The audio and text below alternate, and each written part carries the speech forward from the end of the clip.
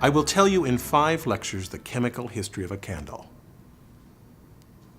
There is not a law under which any part of the universe is governed which does not come into play and is touched upon in the chemistry of a candle.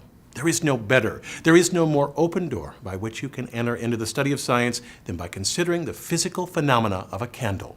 I trust, therefore, I shall not disappoint you in choosing this for my subject rather than any newer topic which could not be better were it even so good. So, now as to the light of the candle. Notice that when the flame runs down the wick to the wax, it gets extinguished, but it goes on burning in the part above. Now, I have no doubt you will ask, how is it that the wax, which will not burn of itself, gets up to the top of the wick where it will burn?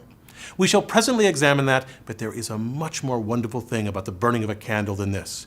You have here a solid substance, the fuel, with no vessel to contain it, and how is it that this can get up to the place where the flame is? How is it that this solid gets there, it not being a fluid? Or when it's made a fluid, then how is it that it keeps together? This is a wonderful thing about a candle. You see that a beautiful cup is formed. As the air comes to the candle, it moves upwards by the force of current which the heat of the candle produces. And it so cools all the sides of the wax as to keep the edge much cooler than the part within. The part within melts by the flame that runs down the wick as far as it can go before it's extinguished, but the part on the outside does not melt. The same force of gravity which holds worlds together holds this fluid in a horizontal position, and if the cup be not horizontal, of course the fluid will run away in guttering. You see, therefore, that the cup is formed by this beautifully, regularly ascending current of air playing upon all sides, which keeps the exterior of the candle cool. No fuel would serve for a candle which has not the property of giving this cup. These beautiful candles, which are irregular and intermittent in their shape, cannot have that nicely formed edge to the cup, which is the great beauty in a candle. I hope you will now see that the perfection of a process, that is its utility, is the better point of beauty about it. It is not the best looking thing, but the best acting thing, which is the most advantageous to us. These good looking candles are bad burning ones. There is guttering because of the irregularity of the stream of air and the badness of the cup which is formed thereby. You may see some pretty examples, and I trust you will notice these instances of the action of the ascending current when you have a little gutter running down the side of a candle, making it thicker there than it is elsewhere. As the candle goes on burning, that keeps its place and forms a little pillar sticking up by the side because as it rises above the rest of the fuel or wax, the air gets better around it and it is more cooled and better able to resist the action of the heat at a little distance. Now, the great mistakes and faults with regard to candles, as in many other things, often brings with them instruction which we should not receive if they had not occurred. We come here to be scientists, and I hope you will always remember that whenever a result happens, especially if it be new, you should say, what is the cause? Why does it occur? And you will in the course of time find out the reason. Then there is another point about these candles which will answer a question, that is as to the way in which the fluid gets out of the cup, up the wick, and into the place of combustion. You see that the flames on these burning wicks do not run down to the wax and melt it all away, but keep to their own right place. They are fenced off from the fluid below and do not encroach on the cup at the sides. I cannot imagine a more beautiful example than the condition of adjustment under which a candle makes one part subserve to the other to the very end of its action. A combustible thing like that, burning away gradually, never being intruded upon by the flame, is a very beautiful sight. Especially when you come to learn what a vigorous thing flame is, what power it has of destroying the wax itself when it gets hold of it, and of disturbing its proper form if it comes only too near. But how does the flame get a hold of the fuel? Capillary action conveys the fuel to the part where combustion goes on, and it is deposited there not in a careless way, but very beautifully in the very midst of the center of action which takes place around it. Now, I'm going to give you 2 instances of capillary action. It is that kind of action or attraction which makes 2 things that do not dissolve in each other still hold together. When you wash your hands, you take a towel to wipe off the water, and it is by that kind of wetting or that kind of attraction which makes the towel become wet with water that the wick is made wet with the wax. If you throw the towel over the side of the basin, before long it will draw the water out of the basin like the wick draws the wax out of the candle. Let me show you another application of the same principle. You see this hollow glass tube filled with table salt. I'll fill the dish with some alcohol colored with red food coloring.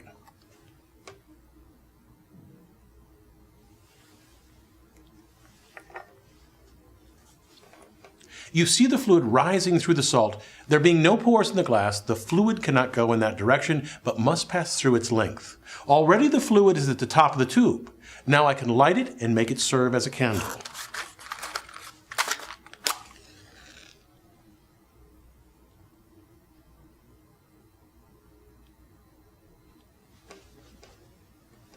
The fluid has risen by the capillary action of the salt, just as it does through the wick in the candle.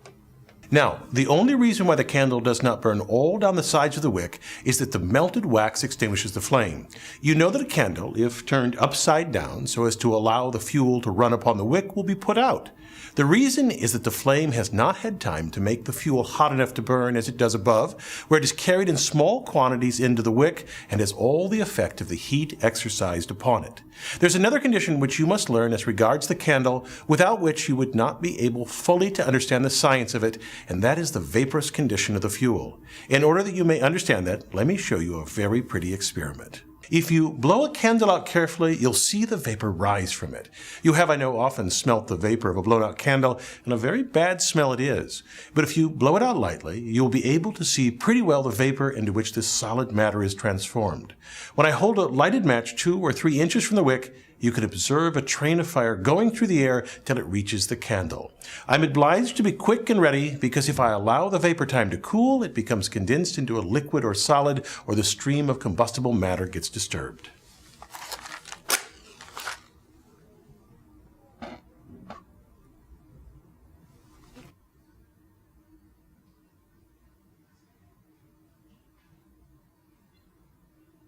Now, to the shape or form of the flame. It concerns us much to know about the condition which the matter of the candle finally assumes at the top of the wick, where you have such beauty and brightness as nothing but combustion or flame can produce. You have the glittering beauty of gold and silver, and the still higher luster of jewels like the ruby and diamond. But none of these rival the brilliancy and beauty of flame. What diamond can shine like flame? It owes its luster at night time to the very flame shining upon it. The flame shines in darkness, but the light which the diamond has is as nothing until the flame shine upon it when it is brilliant again. The candle alone shines by itself and for those who have arranged the materials. The flame is a bright oblong, brighter at the top than toward the bottom, with the wick in the middle. And besides the wick in the middle, certain darker parts toward the bottom where the ignition is not so perfect as in the part above. Now, let me show you. There's a matter rising about it which you do not see.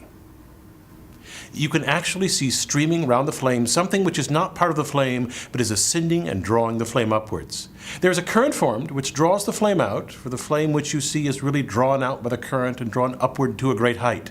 How remarkable it is that the thing which is light enough to produce shadows of other objects can be made to throw its own shadow.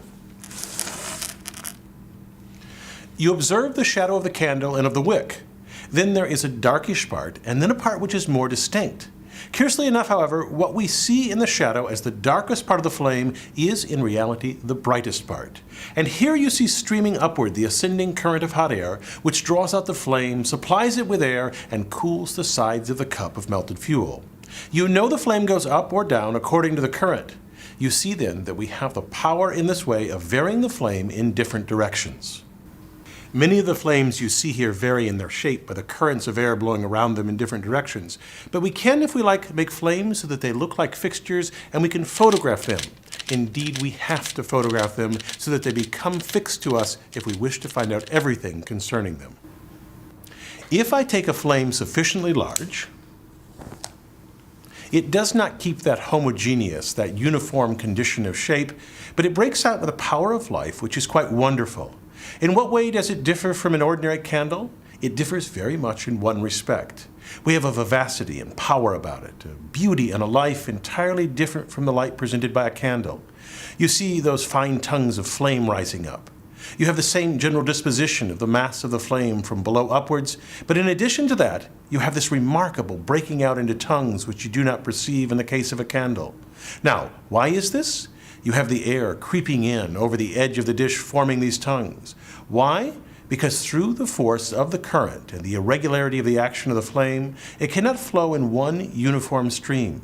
The air flows in so irregularly that you have what would otherwise be a single image broken up into a variety of forms, and each of these little tongues has an independent existence of its own. Indeed, I might say you have here a multitude of independent candles. You must not imagine, because you see these tongues all at once, that the flame is of this particular shape. A flame of that shape is never so at any one time. Never is a body of flame like that which you just saw rising from the ball of the shape it appears to you. It consists of a multitude of different shapes, succeeding each other so fast that the eye is only able to take cognizance of them all at once. They do not occur all at once. It is only because we see these shapes in such rapid succession that they seem to us to exist all at one time. We have thus far spent our time considering the light of the candle, discussing how the fuel gets to the wick and the form of the flame upon combustion. But we have more questions to ponder. From where does the brightness come? And where does the candle eventually go? And in a larger sense, how do the products of combustion lead us to a discussion of the atmosphere? And what is the relationship between combustion and respiration? I started this lecture by claiming that there is no more open door by which to enter into the study of science than by considering the physical phenomenon of the candle. Over the next 4 lectures, I hope to prove this to you.